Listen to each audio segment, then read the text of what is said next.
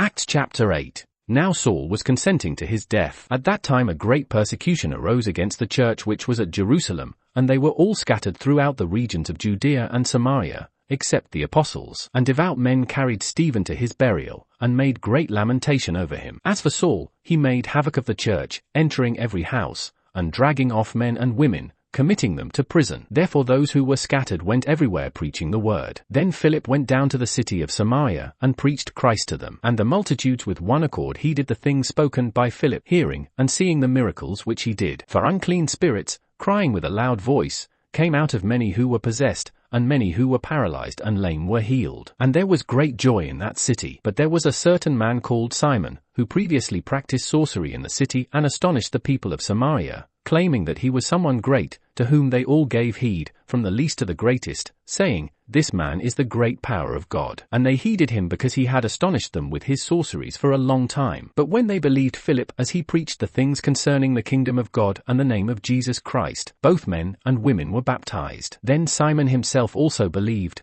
and when he was baptized he continued with Philip, and was amazed, seeing the miracles and signs which were done. Now when the apostles who were at Jerusalem heard that Samaria had received the word of God, they sent Peter and John to them, who, when they had come down, prayed for them that they might receive the Holy Spirit. For as yet he had fallen upon none of them. They had only been baptized in the name of the Lord Jesus. Then they laid hands on them, and they received the Holy Spirit. And when Simon saw that through the laying on of the apostles' hands the Holy Spirit was given, he offered them money, saying, "Give me this power also, that anyone on whom I lay hands may receive the Holy Spirit." But Peter said to him, "Your money perish with you, because you thought that the gift of God could be purchased with money. You have neither part nor portion in this matter, for your heart is not right in the sight of God. Repent therefore of this your wickedness, and pray God, if perhaps the thought of your heart may be forgiven you. For I see that you are poisoned by bitterness and bound by iniquity."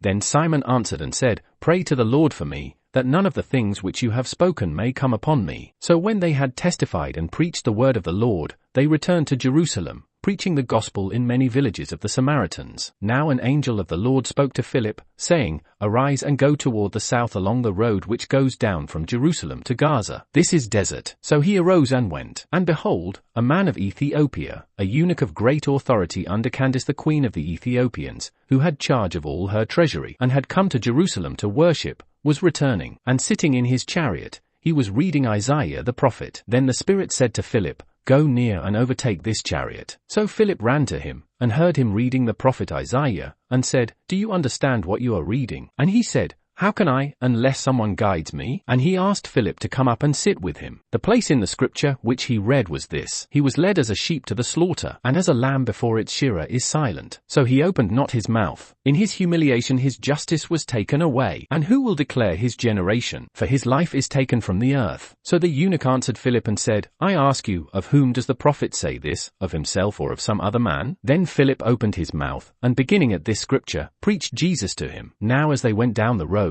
they came to some water, and the eunuch said, "See, here is water. What hinders me from being baptized?" Then Philip said, "If you believe with all your heart, you may." And he answered and said, "I believe that Jesus Christ is the Son of God." So he commanded the chariot to stand still. And both Philip and the eunuch went down into the water, and he baptized him. Now when they came up out of the water, the Spirit of the Lord caught Philip away, so that the eunuch saw him no more, and he went on his way rejoicing. But Philip was found at Azotus, and passing through, he preached in all the cities till he came to Caesarea.